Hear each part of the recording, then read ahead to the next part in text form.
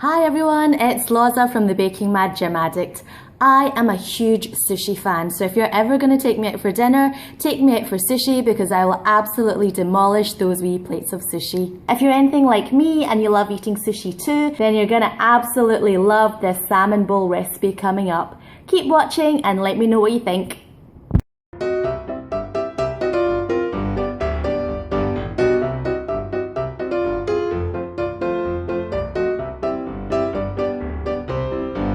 This dish contains raw sashimi grade salmon, and I know some people will throw a wobbly over this because raw fish is not everyone's cup of tea. Some people will think it's gross and disgusting, and if you think that, then it's probably best to turn off this video and keep an eye out for the next one. However, if you do like sushi, then you're absolutely going to love this recipe I'm going to show you now. You'll need some rice for the base of this dish. You can choose any kind of rice you like. I'm using this mixed rice which I bought from a local Thai supermarket. It's a mix of brown rice, white rice, black rice and red rice. Now in my last video, which you can see popping up here on the top right hand corner, I explained that I'm a fake Asian because I don't own a rice cooker. And so in that video, I showed you how I cook my rice in the microwave. Well, today I'm gonna blow your mind by cooking rice in my oven. Crazy, huh? All you have to do is add water and salt to your rice, cover your baking dish in tin foil, and then bung it in the oven and bake it at 350 degrees Fahrenheit or 180 degrees Celsius for about 20 to 25 minutes until the water is absorbed. Easy peasy lemon squeezy. Now let's move on to the raw fish. Sashimi grade is the highest quality of fish, and it means that you can eat it raw if you choose to do so.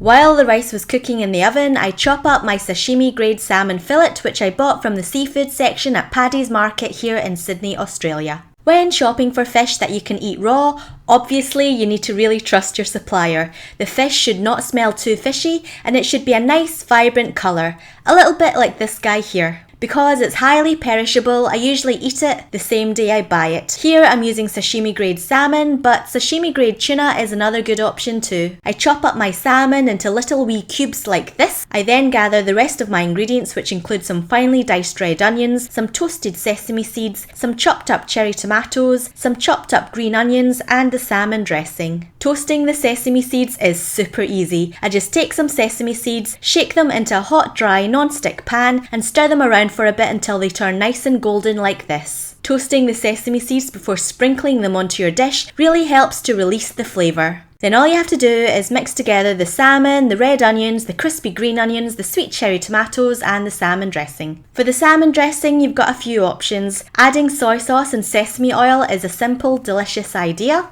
You basically just put the fresh cut cubes of salmon into a big bowl and toss the dressing about to coat the cubes, and then add the rest of your other chopped up ingredients. Another dressing idea, although slightly more calorific, is to mix up your mayonnaise and sriracha hot sauce. This makes a yummy, creamy, slightly spicy pink sauce, which goes lovely with the salmon, and then you just add the rest of your ingredients like before. You can jazz up your fish with condiments that you find tasty. If you like a little bit of extra spice, you could add in some chili powder or some ground ginger. Another thing you can add is furikake seasoning. I'm not really sure how to pronounce it. Furikake, furikake, who knows? You say tomato, I say tomato. Anyway, it's a dry combination of dry fish, sesame seeds, chopped up seaweed, and other seasonings. You can buy this from most Asian supermarkets, and it's nice sprinkled on top of cooked rice, veggies, or fish. You can even buy it from iherb.com, which is a website I'm always banging on about because I've got a really good discount code for it, so you can get money off your first order if you shop for the first time from that website. My discount code is SBC515 if you need to use it. Alrighty, by now your rice will be cooked, and then I season it with some rice vinegar, some coconut sugar and a little bit of salt. You can adjust the quantities to suit your taste. Now all you have to do is compile the rice and the salmon together. I put a small mountain of rice in a bowl and then make another mini mountain